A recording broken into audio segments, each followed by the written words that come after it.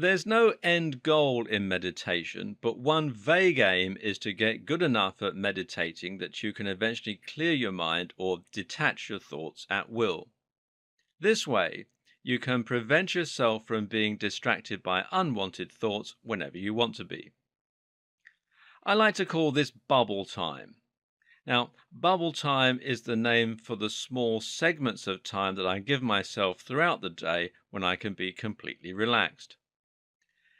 Imagine that you have a very stressful day and you've been working hard through a massive to-do list.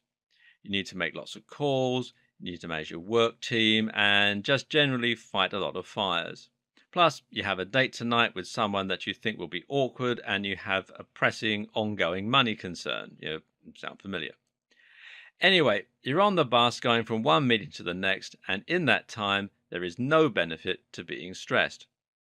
In other words, you can carry on worrying about all these things that you have to do if you want to, but it's not going to do you any good. What would be far more preferable would be if you could use this short amount of time as a break in order to recuperate. Now, if you've never practiced meditation, you're going to struggle to do that. But if you have, then you can put yourself in a meditative state and become indifferent to that stress. You can just sit back and clear your mind. Now, when you arrive at your meeting, you're going to be much more recharged and energized because your brain has had the opportunity to get some rest. The result is that you'll feel much better and you'll work much more effectively as well. If you get really good at this, then you can eventually start to employ moving meditation, as in Tai Chi. Except now you're going to be in a meditative and relaxed, focused state at the same time as walking, talking, and doing other things. You'll be impervious to stress because you've learned to control your mind and to control your emotions. Because you aren't giving your concerns the emotional weight that you may have done in the past, your brain isn't activating the salience network that it uses to respond to threats, and you're able to just carry on going about your business in a completely calm and efficient manner. Meditation is one way to stop worrying about all those little nagging concerns and doubts. Another way, though, is just to become more present and more in the moment. How can you do this? Well, one method is to start focusing on your body and on your senses a little more. The fact of the matter is that most of us are so in our own heads that we barely notice half of what's going on around us. We walk in a dream state worrying about work or about our relationships, and we hardly take the time to stop and smell the roses, literally or metaphorically.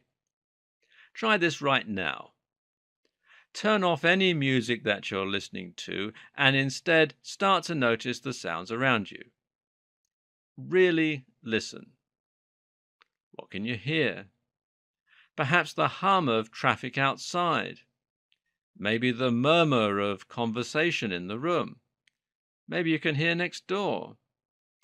Or perhaps you're outside. Maybe you can hear the sound of birds. Likewise, you can probably smell a whole load of things you hadn't noticed.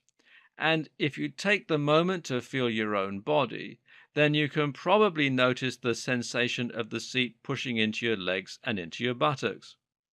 Maybe you can feel the blood filling your face and making you feel hot, or perhaps there's a cool wind blowing against you. What direction is it heading? Listen to the sounds of your own breathing and feel your abdomen expand and shrink as you do so.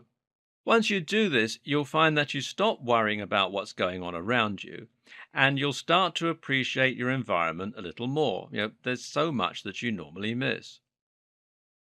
You can try doing this on walks too. Go for a walk with no music, no phone, and nothing else, and just try being present and noticing the world around you.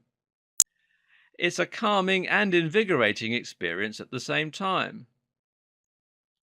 Also, try being more present in conversation.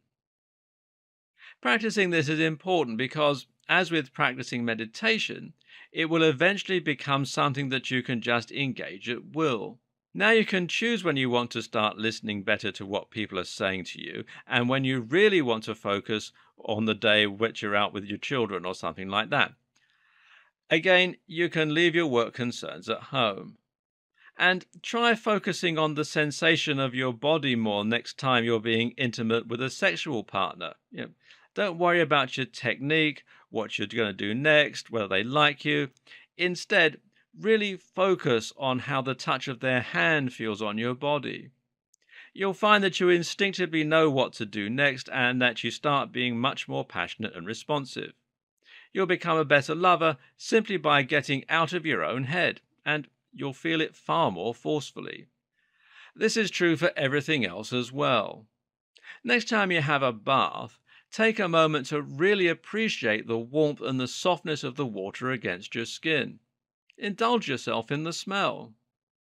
Next time you eat your cereal in the morning, remind yourself how much you enjoy that cereal and how happy you are not to be going to work. This is what so many of us don't do. So many of us are constantly in a dream state and worrying about other things that we actually miss what's going on around us. Being stressed and having no control over your mind is doubly problematic because not only does it make us unhappy directly, but it also distracts us from the things going on around us all the time that could be making us happier. Oh, and what this does for our relationships is also fantastic. Right now, being distracted by work could well be destroying your relationship with your family and friends.